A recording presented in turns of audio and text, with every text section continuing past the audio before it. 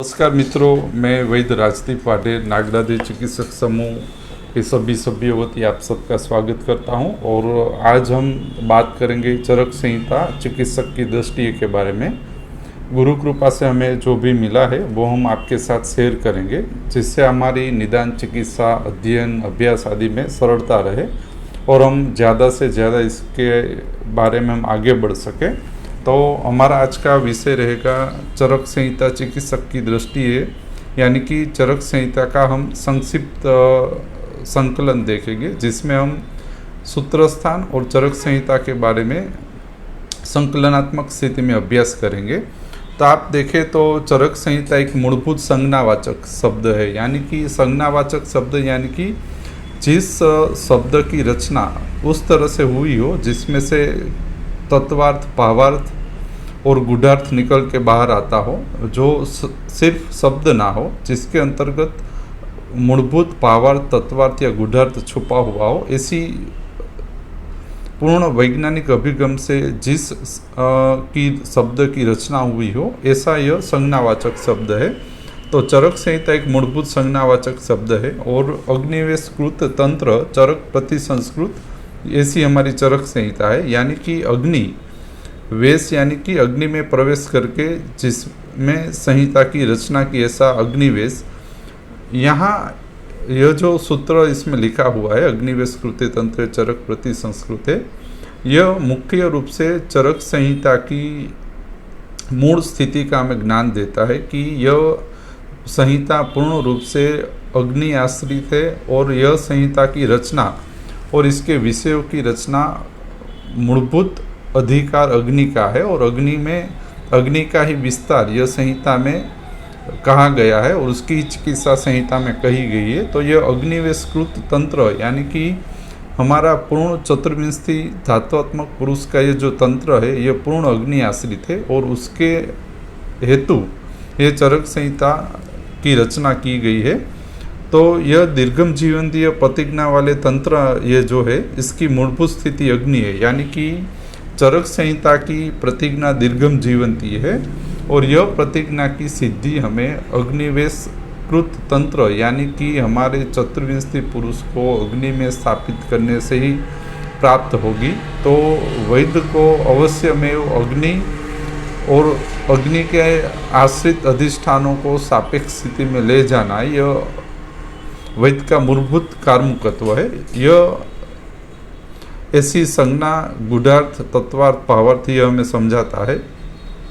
तो यह जो चरक शब्द है, यह दो शब्द से बना हुआ है, क और च, यानी कि चर यानी कि चरु और क यानी कि कायग्नि, यानी कि कायग्नि के आसपास यह दीर्घम जीवंतीय तंत्र की प्रतिज्ञा घूमती है, यानी कि यह कायो नाम अंतराग्नि की बात है और यह काय चिकित्सा का ग्रंथ है, यानी कि अग्नि कायग्नि नामक तंत्र की प्रतिज्ञा सिद्धि हेतु यह चरक संहिता की रचना हुई है। यहाँ अग्निवेश कृते तंत्र यह एकधा पुरुष की बात है, जिसकी द्वारा दीर्घम जीवंतीय प्रतिज्ञा की सिद्धि के लिए हेतु बताया है चरक प्रति संस्कृत, यानी कि 16 विकारों को अग्नि में स्थापित करने से दीर्घम जीवंतीय प्रतिज्ञा की सिद्धि होती है। यहाँ अग्निवेशकृत तंत्र एकधा पुरुष है, दीर्घम जीवंतीय संहिता की प्रतिज्ञा है और हेतु है चरक प्रति संस्कृत, यानी कि 16 विकारों को अग्नि में पूर्ण रूप से स्थापित करना। तो यह चरक संहिता का मुख्य अर्थ समहिताय हेतु चरक यानी कि अग्नि में अधिष्ठान आदि को स्थापित करने से दीर्घम जीवंतीय तंत्र की यह सिद्धि होती है। तो यह चरक संहिता एक संज्ञावाचक शब्द है, जिसको हमें अभ्यास करके आगे बढ़ना चाहिए। यह संहिता का शीर्षक है, यानी कि पूर्ण संहिता इसको अनुसरती है, या संहिता के जो भी आगे विषय दे दिए जाएंगे 120 अध्याय और 8 स्थान आदि, यह चरक संहिता का विस्तार है और चरक संहिता को ही शब्द को संज्ञा को अनुसरते हैं। अभी इसके आगे आप देखें तो यह जो संहिता है यह 8 स्थानों में विभाजित है। यह जो 8 स्थान है वो संहिता की प्रतिज्ञा को अनुसरण करते हैं और यह जो स्थान है वो चतुष्क की प्रतिज्ञा को अनुसरण करते हैं और चतुष्क की प्रतिज्ञा को अध्यय अनुसरण करते हैं और अध्यय में बताए गए श्लोक है वो अध्यय की प्रतिज्ञा को अनुसरण करते हैं। यानी कि जो संहिता की प्रतिज्ञा है स्थान उसके साथ बद्ध रहते हैं, स्थान संहिता की प्रतिज्ञा को अनुसरण करते हैं। यह जो 8 स्थान है वो सूत्र स्थान में बताए गए चतुष की प्रतिज्ञा को अनुसरण करते हैं। चतुष की प्रतिज्ञा को अध्यय अनुसरण करते हैं और अध्यय की प्रतिज्ञा को श्लोक या सूत्र अनुसरण करते हैं। तो ये संकलित स्थिति में ही हमें अभ्यास करना चाहिए। संहिता को किसी भी स्थान को यदि आप संकलित स्थिति में अभ्यास नहीं करते तो होता यह है कि वो जो स्थान है, अध्याय है या सूत्र है वो किस प्रतिज्ञा के अनुबंध में लिखा गया है या कहा गया है वो हमसे चूक हो जाती है या हम उसके विषय के मूलभूत स्थिति या विज्ञान को नहीं समझ पाते और इसीलिए अभ्यास, चिकित्सा, निदान आदि में द्वंद्व भी इससे हमें अवश्य होता है। तो संहिता 8 स्थान में विभाजित है, सूत्र, निदान, विमान, शारीर, इंद्रिय, चिकित्सा, कल्प और सिद्धि। और यह 8 स्थान है, उसका प्रधान स्थान पूर्व स्थान सूत्र स्थान है और सूत्र स्थान के 7 चतुष और 1 द्रव्य संग्रह को ये 8 स्थान अनुसरण करते हैं, जिसका हमने संकलन भी देखा था कि भाई औसत चतुष के साथ विमान स्थान का रस विमान ये जुड़ा हुआ है, स्वश्रुत चतुष स्वतंत्र है, निर्देश चतुष के साथ निदान स्थान जुड़ा हुआ है। तो यह संकलित स्थिति में पूर्ण रूप से संहिता के 120 अध्याय और स्थान आदि चलते हैं। हमें अभ्यास, चिकित्सा इसी दृष्टि से करनी चाहिए और संहिता का अभ्यास इस तरह से करने से हमें ज़्यादा से ज़्यादा वैज्ञानिक दृष्टिकोण में प्राप्त होता है। अब हम संहिता के पूर्व स्थान सूत्र स्थान का संक्षिप्त अभ्यास देखेंगे। उसमें आपने देखेंगे कि सूत्र स्थान के जो 7 चतुष और 1 द्रव्य संग्रह है उसके साथ विमान, शारीर, इंद्रिय, चिकित्सा, कल्प, सिद्धि जुड़ जाते हैं। तो सूत्र स्थान है वो 7 चतुष और 1 द्रव्य संग्रह से में विभाजित है, औसत, सत्सुर, निर्देश, कल्पना, रोग, योजना, अनपान और द्रव्य संग्रह। और यह 7 चतुष और द्रव्य संग्रह दीर्घम जीवंतीय प्रतिज्ञा सिद्धि हेतु विभाजित और संकलित है। अब आप इसमें देखें तो सूत्र स्थान के दीर्घम जीवंती अध्याय में स्पष्ट रूप से 2 हेतु बताए गए हैं। एक है स्वस्थस्य स्वास्थ्य रक्षणम और दूसरा है आतुरस्य विकार प्रशमनम। यानी कि संहिता है यह 2 भाग के अंतर्गत विभाजित है। एक भाग है स्वस्थस्य स्वास्थ्य रक्षणम और दूसरा भाग है आतुरस्य विकार प्रशमनम। यानी कि संहिता के विषयों को ऐसे 2 विभाग के अंतर्गत वर्णित किया गया है। यानी कि स्वस्थस्य स्वास्थ्य रक्षणम अंतर्गत आता है स्वश्रुत चतुष और अनपान चतुष। यह स्वस्थ स्वास्थ्य रक्षण हेतु है।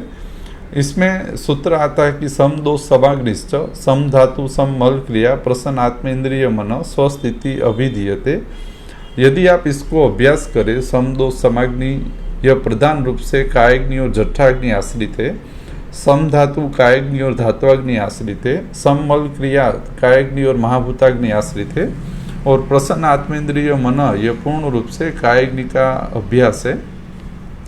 तो अग्नि के अनुवर्तनों को सापेक्ष रूप से चलाने के को ही स्वस्थ कहते हैं और इसके लिए स्वश्रुत और अनपान चतुष दे दिया गया है। तदुपरांत विकृतीकरण रोकने के लिए और विकृतीकरण स्थिति में भी स्वश्रुत अनपान चतुष का उपयोग होता है। वो आतुरस्य विकार प्रशमनम अधिकार के अंतर्गत भी यह आता है। तो पहले तो आपको यह समझना चाहिए कि संहिता में 2 विभाग के अंतर्गत वर्णन आता है, एक स्वस्थस्य स्वास्थ्य रक्षणम और दूसरा आतुरस्य विकार प्रशमनम। स्वस्थस्य स्वास्थ्य रक्षणम में स्वश्रुत और अनपान चतुष आता है। शेष विषय सभी आतुरस्य विकार प्रशमनम हेतु कहा गए हैं। इसमें आप देखें तो आतुरस्य विकार प्रशमनम 2 विभाग के अंतर्गत विभाजित है। एक है व्याधि विनिश्चय विभाग और दूसरा है व्याधि चिकित्सा विभाग। आतुरस्य विकार प्रशमनम 2 विभाग के अंतर्गत विभाजित है, व्याधि विनिश्चय विभाग और व्याधि चिकित्सा विभाग।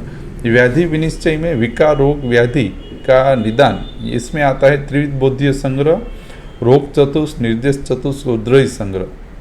व्याधि विनिश्चय विभाग जिसमें विकार, रोग, व्याधि का हम निदान करते हैं, इसमें आता है त्रिविध बोधीय संग्रह, रोग चतुष, निर्देश चतुष्क और द्रव्य संग्रह सूत्र स्थान के। दूसरा आता है व्याधि चिकित्सा विभाग, इसमें आता है निदान परिवर्जन, उपक्रम, चिकित्सा क्रम और प्रकृति स्थापन। चिकित्सा विभाग के अंतर्गत आता है निदान परिवर्जन, उपक्रम, चिकित्सा क्रम और प्रकृति स्थापन। तो आपने देखा कि व्याधि विनिश्चय में आता है विकार, रोग, व्याधि, त्रिविध बोध्य संग्रह, रोग चतुर्थ, निर्देश चतुर्थ और द्रव्य संग्रह, और चिकित्सा में आता है निदान परिवर्जन, उपक्रम, चिकित्सा क्रम और प्रकृति स्थापन। जिसमें आप देखें तो निदान परिवर्जन यानी आतुरस्य विकार प्रशमन में भी हम समुत्थत्व भेद हेतु सुश्रुत और अनपान चतुष्क का प्रयोजन करते हैं, तो यह निदान परिवर्जन का भाग है।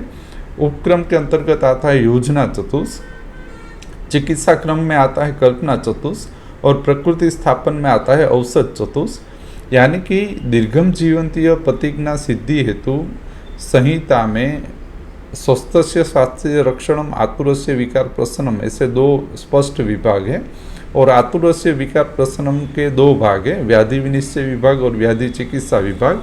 और इसके द्वारा जठराग्नि, धात्वाग्नि और महाभूताग्नि आश्रित विकृतियों का निदान करना है और हमें चिकित्सा करनी है। और इसमें यदि हम आगे जाए तो जो चरक संहिता का सूत्र स्थान है यह पूर्व स्थान है, और इसके चतुष्कों के साथ निदान, विमान, सारी इंद्रिय, चिकित्सा, कल्प और सिद्धि स्थान जुड़े हुए हैं। जो हमने आगे भी कहा कि संहिता के स्थान चतुष्क के साथ जुड़े हुए हैं और चतुष्क के साथ अध्याय जुड़े हुए, तो यह आपको ज्ञात करके आगे बढ़ना है। इसको तंत्र युक्ति कहते हैं। हमारे इस संहिता में तंत्र युक्तियों का वर्णन है, तो यह पूर्ण रूप से तंत्र युक्तियों का भाग है। अब आप यह देखें तो यह जो चिकित्सा है सूत्र स्थान में, उसमें दीर्घम जीवंती अध्याय में सामान्य, विशेष, समवायी, गुण, द्रव्य, कर्म का वर्णन है। तो यह केंद्रवर्ती चिकित्सा सूत्र है, यानी कि संहिता में जो भी चिकित्सा दी गई है या दी जाएगी उसका मुख्य केंद्र रहेगा सामान्य, विशेष, समवायी, गुण, द्रव्य और कर्म। यानी कि सामान्य एकत्व कर्म, विशेष तो पृथकत्वकृत, सामान्य वृद्धिकर भाव है, विशेष हासकर भाव है, समवायी मूल रूप अग्नि का जिस तरह से भाव है वो समवायी भाव है, और सामान्य, विशेष और समवायी अपने अपने गुण, द्रव्य, कर्म का अनुसरण करते हैं। सामान्य से वृद्धि होती है, विशेष से हास होती है, और विशेष तो पृथकत्वकृत है। तो यह मूलभूत चिकित्सा है। आपको सामान्य और विशेष दो का निदान करना है, और उसी तरह से सामान्य विशेष अनुसार चिकित्सा में निदान, परिवर्जन, उपक्रम, चिकित्सा क्रम और प्रतिस्थापन लागू करना है। तो यह केंद्रवर्ती चिकित्सा सूत्र है, सामान्य, विशेष, समवायी, गुण, द्रव्य और कर्म। अब हम इसमें संक्षिप्त रूप से चरक संहिता चिकित्सक की दृष्टि के अंतर्गत औसत, ससुर, निर्देश, कल्पना, रोग, योजना, अनपान और द्रव्य संग्रह के बारे में देखें तो औसत चतुष्क के 4 अध्याय, दीर्घम जीवंती, अपामार्ग, तंडुली, आरग वधादि और षड विरेचन शताश्रितीय। इसमें जो दीर्घम जीवंती अध्याय है यह हमारे संहिता की प्रतिज्ञा है। इसमें अग्नि की समझ दी गई है, षड रस की समझ है, दोष और द्रव्य की समझ है। इसमें द्रव्य संग्रह बताया गया है, मूलिनी, फलिनी, शोधन वृक्ष, स्नेह, लवण, मूत्र और दुग्ध का वर्णन इसमें दिया गया है। यह दीर्घम जीवंतीय तंत्र मूल रूप से कायग्नि का संरक्षण और उसमें होने वाली विकृति और उसका निर्मूलन, इसका यह दीर्घम जीवंतीय अध्याय है, और उस यह संहिता का बीज है। और यहाँ पे सार्वदेहिक किस तरह से हमारा चिकित्सा सूत्र आगे जाएगा यह इसकी समझ दे दी गई है। दीर्घम जीवंतीय अध्याय पूर्ण रूप से रस शुद्धिकरण और रस आश्रित अध्याय है। इसके बाद आता है अपामार्ग तंडुलीय अध्याय। अपामार्ग तंडुलीय अध्याय पूर्ण रूप से अंतःपरिमार्जन द्रव्य संग्रह है और इससे कोष्ठ संशुद्धि होती है। तो अंतःपरिमार्जन द्रव्य संग्रह अंतराग्नि और कोष्ठ संशुद्धि के लिए कहा गया है अपामार्ग तंडुलीय। आरग्वधादि अध्याय बहिर्परिमार्जन द्रव्य संग्रह है और यह शाखा शुद्धि हेतु कहा गया है। यह अनुक्रम से आता है। अपामार्ग तंडुलीय यानी अंतःपरिमार्जन जिसका हो जाए उसी को ही आरग्वधादीय बहिर्परिमार्जन लागू हो सकता है। तो अनुक्रम से यह औसत उसका यह तीसरा अध्याय भी कहा गया है। और उसके बाद आता है षड विरेचन शताश्रितीय यानी कि अंत और बहिर्परिमार्जन दोनों जिसमें सिद्ध हो गया हो उसमें प्रकृति स्थापन 50 महाकसाई द्रव्य संग्रह का उपयोग करना है और यह द्रव्य गुण कर्म स्थापन हेतु इसका उपयोग होता है। 50 महाकसाई का द्रव्य गुण कर्म प्रकृति स्थापन हेतु उपयोग होता है और यह 4 चिकित्सा की मुख्य योजना का क्रम है जो सामान्य विशेष समय गुण द्रव्य कर्म को अनुसरते। यह औसत चतुष्क में दीर्घम जीवंतीय के बाद अपामार्ग तंडुलीय, अपामार्ग तंडुलीय के बाद आरग वधादीय और आरग वधादीय के बाद षड विरेचन सतासितीय, यह जो 4 क्रम बताए गए हैं यह हमारी संहिता के 120 अध्याय का चिकित्सा क्रम है। यानी कि हमारे पास आने वाले रोगी पुरुष में इसी अनुक्रम से चिकित्सा हमें लागू करनी है और जो भी चिकित्सा सूत्र संहिता में आपको दे दिए गए हैं वो सभी चिकित्सा सूत्र इस 4 क्रम में डालकर आपको प्रयोजमान करना है, अन्यथा यह आपको चिकित्सा में द्वंद्व देंगे या नहीं सिद्धि होगी। स्वश्रुत चतुष्क में आता है मात्रा सितीय, तस्या सितीय नव वेगांधारण्य इंद्रिय क्रमणीय। इसमें मात्रा सितीय जो है यह जठराग्नि रस और कोष्ठ का स्वश्रुत है। तस्या सितीय है यह धात्वाग्नि धात्वस्थ रस का स्वश्रुत है। नव वेगांधारणीय महाभूताग्नि संरक्षण का स्वश्रुत है और इंद्रियो क्रमणीय कायाग्नि एकादश इंद्रिय महाभूताग्नियों का स्वश्रुत है। तो यह आपको ज्ञात करना है कि अग्नि और उसका स्वश्रुत और उसके अध्याय स्वतंत्र रूप से दे दिए गए हैं। तो आपका रोगी पुरुष का व्याधि जिस अग्नि का हो उस अनुसार उसका स्वश्रुत का संयोजन आपको करना है। इसके बाद आता है निर्देश चतुष्क। निर्देश सिद्धिकरणम श्रेष्ठम ऐसा कहा है। इसके 4 अध्याय है, खुड्डाक चतुष्पाद, महाचतुष्पाद, तिस्तेषणी और वातकलाकली अध्याय। तो यह जो खुड्डाक चतुष्पाद है इसमें भिषक द्रव्य उपस्थाता रोगी यानी कि षोडश कला भेषज, यह हमारी मुख्य खुड्डाक चतुष्पाद है, यह होना अति आवश्यक है। इसके बाद आता है महाचतुष्पाद। व्याधि की साध्यता और असाध्यता का निदान करके ही हमें चिकित्सा में आगे बढ़ना चाहिए।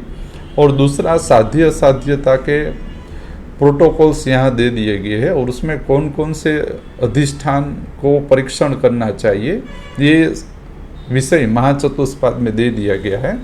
तिस्तेषणीय चिकित्सा सिद्धि हेतु का उपाय है, इसमें 7 त्रय दे दिए गए हैं। ऐषणा, उपष्टम, बल, आयतन, रोग, रोगवान, वैद्य और औषध, यह एक दूसरे के साथ संकलित है। जैसे कि आहार, निद्रा और आनंद, ये जो 3 उपष्टम है यह कोष्ठ, शाखा और मर्माशी संधि या तो जठराग्नि, धात्वाग्नि, महाभूताग्नि के साथ जुड़े हुए हैं अनुक्रम से। तो इसका अभ्यास आपको निदान और चिकित्सा दोनों के अंतर्गत उपयोगी होगा। जैसे मान लो निंद्रा है तो निंद्रा शाखा और धात्वाग्नि को के साथ जुड़ी हुई है। तो निंद्रा बिगड़ने से शाखा और धात्वाग्नि में विध्वंस होता है और उसकी विकृतियों में विकृतिकरण प्रक्रिया बलवान बनती है। तो यह आपको देखने और निदान चिकित्सा में इसको अभ्यास करके आगे बढ़ना चाहिए। इसके बाद आता है वातकलाकली अध्याय। ये प्रकृतिकरण प्रक्रिया वातपित्त कफ के प्रकृतिकरण प्रक्रिया और प्रकृति कर्मों का यहाँ अभ्यास है और उसकी चिकित्सा बताई गई है। यानी कि वातपित्त कफ सापेक्ष और प्राकृत धातु रूप स्थिति में किस तरह से काम करते हैं और यदि यह प्राकृत कर्म छोड़ दे तो कौन कौन सी विकृतियाँ हो सकती है उसका निदान यह निर्देश चतुष्क के वातकलाकली अध्याय के अंतर्गत बताया गया है। इसके बाद आता है कल्पना चतुष्क, जिसमें स्नेह, स्वेद अध्याय, उपकल्पनी और चिकित्सा प्राभूतिय बताया गया है। कल्पना यानी कि विचार पूर्वक कल्पन प्रक्रिया है, यह दोषों की शुद्धिकरण प्रक्रिया है। इसमें प्रधान वमन विरेचन कल्पना आती है। यह कोष्ठ संशुद्धि, कायाग्नि शुद्धि, वृद्धिकर और दोष की शुद्धिकरण प्रक्रिया और प्राकृत कर्म स्थापन हेतु कल्पना चतुष्क का उपयोग होता है। जो बहुदोष में, वैकारिक दोष में और संशुद्धि हेतु उपयोग हमें अवश्य में वो करना ही पड़ेगा। तो वमन विरेचन यह प्रधान 2 कल्पना का कल्पना चतुष्क सूत्र स्थान के अंतर्गत वर्णन आता है। और इसके बाद आता है रोग चतुष्क। रोग चतुष्क विकृतिकरण प्रक्रिया का भाग है। इसमें पैथोजिनेसिस प्रक्रिया भी आप कह सकते हो। इसमें क्लियंसीरसीय, त्रिशोथी, अष्टोदरी और महारोग अध्याय आता है। क्लियंसीरसीय में दोषों की गति, त्रिविध दोष गति, उद्वद तीर्य कोष शाखा मर्माशी संधि चय प्रकोप प्रसम, त्रिविध दोष गति पूर्वक होने वाली क्रियात्मक विकृतियों का वर्णन यानी कियनशिरसी अध्याय है। त्रिशोथीय यही दोषों द्वारा होने वाली रचनात्मक विकृतियों का रोग समूह है जो शोथ प्रधान होता है। अष्टोदरीय सामान्य रोग समुदाय 48 सामान्य रोग समुदाय अष्टोदरीय में कहे गए हैं और महारोगाध्याय में नानात्मक रोगों का वर्णन है जिसमें 80 वात, 40 कफ और 20 पित्त विकार है। यदि आप रोग चतुष्क का अभ्यास करें तो यह रोगस्तु दोष वैषम्य की पूर्ण विकृतीकरण, उसकी निदान और चिकित्सा का यह पूर्ण संकलन रोग चतुष्क में बताया गया है। योजना चतुष्क, इसमें अष्टो निंदतीय 8 निंदित पुरुष प्रकृतियों का वर्णन और यह निंदित पुरुष प्रकृतियों का निदान और चिकित्सा का संकलन इसमें बताया गया है। इसके बाद आता है लंघन भ्रूणीय, तो यह विकृत दोष या मलों को निकालने की प्रक्रिया है। लंघन भ्रूणीय दोष ऊपर कार्य करता है जिसपे लंघन भ्रूहण जठराग्नि आश्रित है, रुक्षण स्नेहन धात्वाग्नि आश्रित है, स्वेदन स्तंभन महाभूताग्नि आश्रित है और यह सभी उस उपक्रम रस की परिभाषा में कहे गए हैं। संतर्पणी अपतर्पणी औषध की परिभाषा है। अधिष्ठानगत लीन दोषों के पाचन हेतु इसका उपयोग होता है। और अंतिम अध्याय आता है विधि शोणितीय, जो शीत उष्ण स्निग्ध आदि उपचार से सम्यक साध्य न हो और शोणित प्रदोषक विकारों का स्वतंत्र वर्णन, निदान और चिकित्सा का यह अध्याय है, विधि शोणितीय अध्याय। इसके बाद आता है अन्नपान चतुष्क। जैसे हमने पहले भी कहा है, यह सूत्रस्थान रस और दोषों का रस आश्रित और दोष प्रधान स्थान है। इसका मुख्य अध्याय आता है अन्नपान चतुष्क, जो रस का विज्ञान बताता है। यज्ञ पुरुष जन्म का कारण और 152 अग्रह दिए गए हैं, यानी कि यहाँ पे पुरुष का जन्म रस द्वारा होता है, यह इसका विज्ञान प्रतिपादित किया गया है। आत्रेय भद्र कापीय, यानी कि अग्नियों के समूह जठराग्नि, धात्वाग्नि और महाभूताग्नि के लिए भद्र कल्याणकारी षड्रस और उसके प्राकृत विकृत कर्म आत्रेय भद्र कापी में बताए गए हैं। इसके बाद आता है अन्नपान विधि। इसमें षड्रस युक्त आहार वर्ग बताए गए हैं जिसका हमें हमारे पास आने वाले रोगी पुरुष की विकृतियों का अभ्यास करके प्रयोजन करना है। इसके बाद आता है विविध असित पित्तीय, यानी यदि इस तरह से अन्नपान विधि का पालन न हो तो विविध असित पित्तीय में रस प्रदोषक व्याधि समुदाय, उसका निदान और उसकी चिकित्सा बताई गई है। यह अन्नपान चतुष्क पूर्ण रूप से रस विज्ञान है। इसके बाद आता है अंतिम द्रव्य संग्रह। इसमें 10 प्राणायतनी और अर्थे 10 महामूलानी का वर्णन है। 10 प्राणायतनी अग्नि के स्थूल अधिष्ठान है। जठराग्नि, धात्वाग्नि और महाभूताग्नि अनुसार ये विभाजित है और प्राणायतन दृष्टि यदि हमें रोगी पुरुष में मिले तो अग्नि का महाआवरण हुआ है, इस तरह से हमें निदान करना चाहिए। और जो 10 महामूला है यह अग्नि के प्रवर्तक है, 10 महामूलानी। यह भी बिगड़ने पर अग्नि का महावरण होना यह हमें ज्ञात होता है। तो यहाँ पे हमने चरक संहिता के सूत्र स्थान के चतुष्क की संक्षिप्त मूलवनी देखी और यह चतुष्क सभी निदान, विमान, सारी इंद्रिय चिकित्सा, कल्प और सिद्धि के अध्याय के साथ जुड़े हुए हैं, जिसका संकलन चरक संहिता चिकित्सक की दृष्टि सुनानी साहिब की बुक में अच्छी तरह से दे दिया गया है। तो इसमें आपको मुख्य रूप से व्याधि विनिश्चय जब हम करें तब हमें जठराग्नि, धात्वाग्नि और महाभूताग्नि आश्रित दोष, अग्नि, अधिष्ठान आदि को निदान करके तदनुसार निदान, परिवर्जन, उपक्रम, चिकित्सा क्रम, प्रकृति स्थापन की योजना करने हेतु यह पूर्ण रूप से वैज्ञानिक दृष्टिकोण के साथ संहिता का संकलन हमने देखा और आगे भी हम इसी तरह से संकलन देखते जाएंगे जिससे हमारा निदान, चिकित्सा अच्छा बने। Thank you.